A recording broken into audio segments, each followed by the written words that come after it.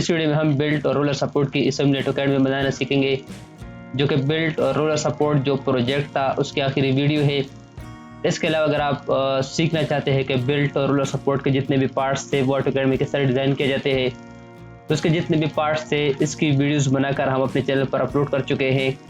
इसके अलावा इसकी जितनी भी वीडियोस है जिसमें हमने बिल्ट और रोलर सपोर्ट के पार्ट्स डिज़ाइन किए हैं, उन सारे वीडियोस की जो लिंक है वो मैं डिस्क्रिप्शन बॉक्स में डाल दूंगा।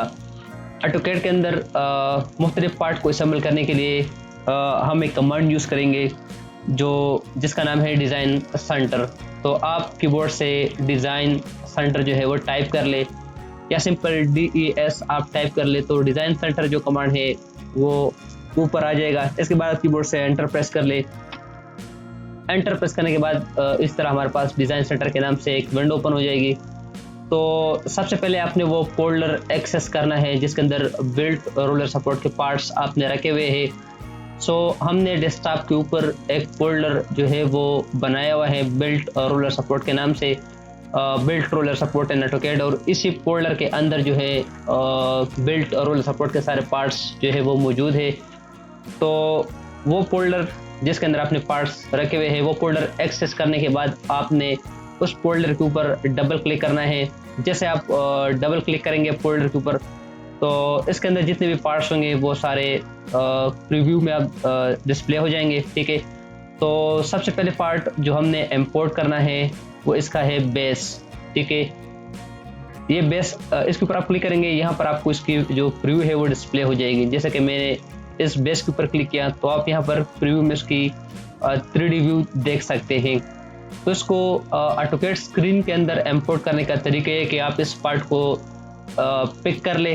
ठीक है, पिक करने के बाद आप इसको ड्राइंग एरिया में इसको ड्रॉप कर ले। जैसे आप ड्रॉप करेंगे अभी आपसे स्पेसिफाई इंसर्शन पॉइंट मांग रहे। ठीक है, तो आप कोई भी पॉइंट आप रैंडम एक पॉइंट सेलेक्ट कर ले ड्राइंग एरिया में। ठीक है, लेकिन इसके बाद आप एक काम कर ले कि जो व्यू क्यूब है इसके होम आइकन के ऊपर क्लिक कर ले।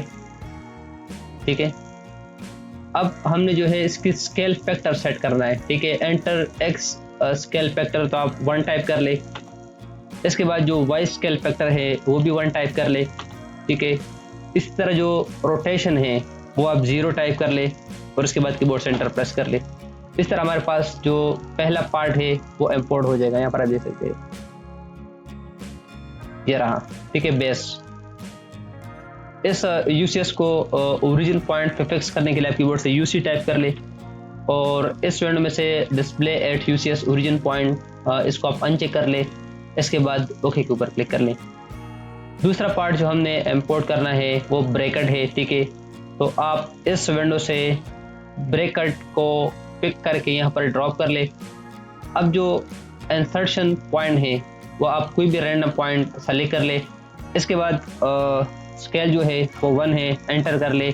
वाई एक्सिस की जो स्केल है फैक्टर है वो भी 1 है, एंटर कर ले और रोटेशन एंगल आप 0 रख ले, एंटर। इसके बाद हमने इस ब्रैकेट को इस बेस के साथ जो है असेंबल करना है। ठीक है, तो आप यहाँ से जो प्री ऑर्बिट है इसको सेलेक्ट कर ले, उसको थोड़ा सा रोटेट कर ले। रोटेट करने के बाद आप मूव कमांड के लिए कीबोर्ड से M टाइप कर ले। इसके बाद एंटर प्रेस कर ले और इस ब्रैकेट को सेलेक्ट कर ले। अगेन कीबोर्ड से एंटर प्रेस कर ले और ये जो होल है इसकी जो सेंटर पॉइंट है इसको पिक कर ले। सेंटर पॉइंट पिक करने के बाद फिर आप यहाँ से प्री ऑर्बिट सेलेक्ट कर ले। प्री ऑर्बिट सेलेक्ट करने के बाद इसको रोटेट कर ले। रोटेट करने के बाद ये जो होल है इसके सेंटर पॉइंट आप सेलेक्ट कर ले। तो इस तरह हमारे पास ये ब्रैकेट सेलेक्ट हो जाएगा। अब इस साइड पर भी एक ब्रैकेट चाहिए, तो दोबारा ब्रैकेट इंपोर्ट करने की ज़रूरत नहीं है। इसी ब्रैकेट को हम इसकी मिड पॉइंट से मिरर कर लेंगे। तो इस तरह हमारे पास यहाँ भी एक ब्रैकेट आ जाएगा। तरीका क्या है, आप व्यू क्यूब के फ्रंट साइड के ऊपर क्लिक कर ले। फ्रंट साइड के ऊपर क्लिक करने के बाद फिर आप कोऑर्डिनेट पैनल में चले जाएं और यहाँ से इस लेस को एक्सपेंड करके व्यू जो UCS है इसके ऊपर क्लिक कर ले, ताकि हमारे पास X और Y जो एक्सिस है वो स्क्रीन के पैरेलल हो जाए। ठीक है, यहाँ पर देख सकते हैं Z एक्सिस और X एक्सिस है। ठीक है, हम चाह रहे हैं कि यहाँ पर Y एक्सिस और जो X एक्सिस है वो स्क्रीन के पैरेलल हो जाए। ठीक है, तो आप यहाँ से व्यू के ऊपर क्लिक करेंगे। यहाँ पर आप देख सकते हैं कि हमारे पास एक्स एक्सिस और वाई एक्सिस वो स्क्रीन के पैरेलल हो चुका है। इसके बाद आप मिरर कमांड जो है वो सेलेक्ट कर लें यहाँ से, ठीक है। या आप मिरर कमांड के लिए कीबोर्ड से MI टाइप कर ले और इसके बाद एंटर प्रेस कर ले। एंटर प्रेस करने के बाद ब्रैकेट सेलेक्ट कर ले, अगेन कीबोर्ड से एंटर प्रेस कर ले और बेस की जो मिड पॉइंट है उसको सेलेक्ट कर ले। इसको स्ट्रेट करने के लिए ये आप देख सकते हैं ये फ्री है, ठीक है। इसको स्ट्रेट करने के लिए आप कीबोर्ड से F8 प्रेस कर ले, इस तरह हमारे पास स्ट्रेट हो जाएगा। और सेकंड पॉइंट आप कोई भी रैंडम पॉइंट सेलेक्ट कर ले या जो बॉटम वाला मिड पॉइंट है इसके ऊपर क्लिक कर ले और इसके बाद कीबोर्ड से एंटर प्रेस कर ले। इस तरह हमारे पास ये दो ब्रैकेट जो है वो असेंबल हो जाएंगे। इसके बाद व्यू क्यूब के होम आइकन के ऊपर क्लिक कर ले। इसके बाद आप शॉर्ट जो है वो आप पिक कर ले और इसको ड्रॉप कर ले, ठीक है। यहाँ पे स्केल फैक्टर वही है, एक्स एक्सिस की जो है वो 1, वाई की भी 1 और एंगल 0 रख ले। इसके बाद आप जो है मॉडिफाई पैनल से जो 3D रोटेट कमांड है इसको सेलेक्ट कर ले और इस शार्प को सेलेक्ट करके कीबोर्ड से एंटर प्रेस कर ले और इसको रोटेट कर ले।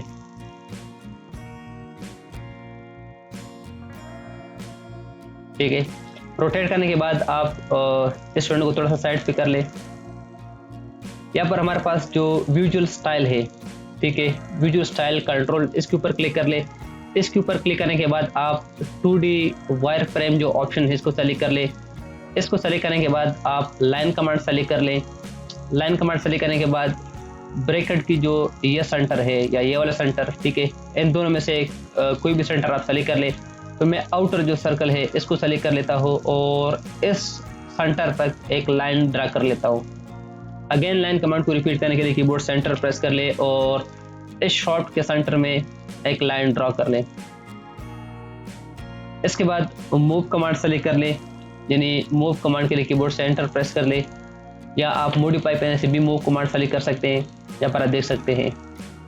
इसके बाद इस शॉर्ट को सेलेक्ट कर ले, लाइन के साथ एंटर प्रेस कर ले और जो लाइन की मिड पॉइंट है वो वाला पॉइंट सेलेक्ट कर ले। ये इसका मिड पॉइंट है, ठीक है। इस मिड पॉइंट को सेलेक्ट कर ले। इसको फ्री करने के लिए कीबोर्ड से F8 प्रेस कर ले और ये जो लाइन है इसके मिड पॉइंट के ऊपर इसको प्लेस कर ले। इसके बाद बुश को पिक करके यहाँ पर ड्रॉप कर ले, ठीक है। और मॉडिफाई पैनल से 3D रोटेट कमांड सेलेक्ट कर ले और इस बुश को सेलेक्ट करके इसको रोटेट कर ले। बुश को रोटेट करने के बाद आप मॉडिफाई पैनल से मूव कमांड सेलेक्ट कर ले और इसके बाद इस बुश को सेलेक्ट कर ले, कीबोर्ड से एंटर प्रेस कर ले और इसकी जो आउटर सेंटर है वो सेलेक्ट कर ले। आउटर सेंटर सेलेक्ट करने के बाद आप कीबोर्ड से F8 प्रेस कर ले और ब्रैकेट की जो ये वाला सेंटर है, ठीक है, इसके ऊपर इसको प्लेस कर ले। इसके बाद आप विजुअल स्टाइल कंट्रोल, इसके ऊपर क्लिक करके शेडेड विद एजेस जो ऑप्शन है इसको सेलेक्ट कर ले। इसके बाद व्यू क्यूब के टॉप पेज के ऊपर क्लिक कर ले, इसको रोटेट कर ले। रोटेट करने के बाद आप कोऑर्डिनेट पैनल से व्यू जो ऑप्शन है इसके ऊपर क्लिक कर ले ताकि हमारे पास एक्स एक्सिस और वाई एक्सिस जो है वो स्क्रीन के पैरेलल हो जाए। इसके बाद मिरर कमांड सेलेक्ट कर ले। मिरर टूल सेलेक्ट करने के बाद इस बुश को सेलेक्ट कर ले,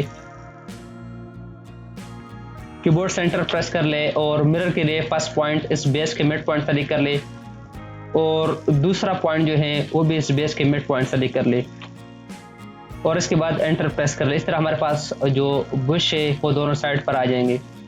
अगेन व्यू क्यूब के होम आइकन के ऊपर क्लिक कर लें। इसके बाद रोलर की जो 3D मॉडल है इसको इंपोर्ट कर ले, क्लिक कर ले और कीबोर्ड से एंटर प्रेस कर ले। अगेन कीबोर्ड से एंटर प्रेस कर ले और इसकी जो रोटेशन एंगल है वो 0 टाइप करके एंटर प्रेस कर ले। इसके बाद विजुअल स्टाइल कंट्रोल, इसके ऊपर क्लिक करके 2D वायर फ्रेम सेलेक्ट कर ले।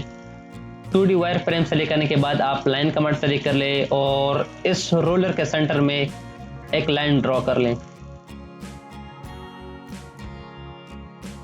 लाइन ड्रा करने के बाद आप मॉडिफाई पैनल से मूव कमांड सेलेक्ट कर ले और इस रोलर को सेलेक्ट कर ले रोलर सेलेक्ट करने के बाद कीबोर्ड सेंटर प्रेस कर ले और जो लाइन हमने ड्रॉ की है इसके सेंटर के ऊपर क्लिक करके और मूव करते हुए हमारे पास यहाँ पर जो ऑलरेडी एक लाइन मौजूद है इसके मिड पॉइंट के ऊपर इसको प्लेस कर ले। इसके बाद विजुअल स्टाइल कंट्रोल के ऊपर क्लिक करके शेडेड विद एजेस जो ऑप्शन है इसके ऊपर क्लिक कर ले। आखिरी पार्ट जो हमने इंपोर्ट करना है और बेल्ट और रोलर सपोर्ट असेंबली में असम्बल करना है वो है बोल्ट। तो आप यहाँ से बोल्ट को पिक करके यहाँ पर ड्रॉप कर ले। इंसर्शन जो पॉइंट है वो रैंडम कोई भी पॉइंट आप सेलेक्ट कर ले। स्केल फैक्टर 1 है, एंटर प्रेस कर ले। और वाई की जो स्केल फैक्टर है वो भी 1 है, एंटर प्रेस कर ले। रोटेशन एंगल 0, एंटर प्रेस कर ले। इसके बाद मॉडिफाई पैनल से 3D रोटेट कमांड सेलेक्ट कर ले और इस बोर्ड को सेलेक्ट करके कीबोर्ड सेंटर प्रेस कर ले और इसी बोर्ड को 90 डिग्री पर रोटेट कर ले। इसके बाद विजुअल स्टाइल कंट्रोल के ऊपर क्लिक करके 2D वायर फ्रेम सेलेक्ट कर ले। 2D वायर फ्रेम सेलेक्ट करने के बाद आप मॉडिफाई पैनल से कॉपी कमांड सेलेक्ट कर ले या कॉपी कमांड के लिए आप कीबोर्ड से CP या CO टाइप कर ले। इसके बाद एंटर प्रेस कर ले और इस बोर्ड को सेलेक्ट करके एंटर प्रेस कर ले और बोर्ड के ये अंदर वाले जो सर्कल है इसके सेंटर पॉइंट को पिक कर ले और इसके बाद कीबोर्ड से F8 प्रेस कर ले और ये जो होल है और ये वाला इसकी जो ऊपर वाला सेंटर है इसके ऊपर इसको प्लेस कर ले। इसके बाद इस होल की इस सेंटर के ऊपर एक बोल्ट प्लेस कर ले। इसके बाद यहाँ भी एक बोल्ट जो है वो प्लेस कर ले। इसके बाद ये जो होल है यहाँ भी एक बोल्ट जो है वो प्लेस कर ले। कमांड को ख़त्म करने के लिए कीबोर्ड से एस्केप प्रेस कर ले।